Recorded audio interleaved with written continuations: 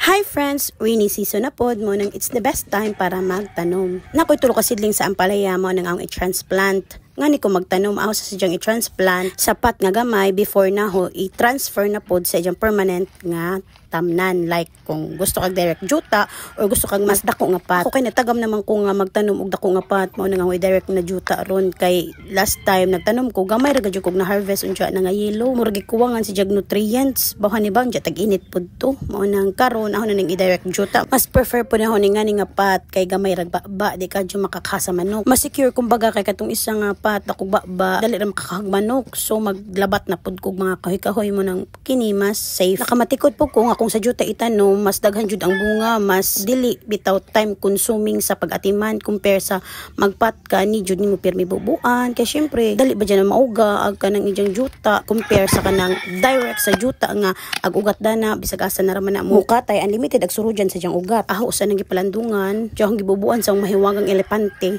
di sana na ho paintan kay yung jag malaws ugma na puhon direct sunlight. Tanan na hong gi-share ani is based on my own experience lang, so dili man ko agriculturist. Self-made ko naman taani gardener, so hobby lang ba stress reliever sa maka-stress nga world.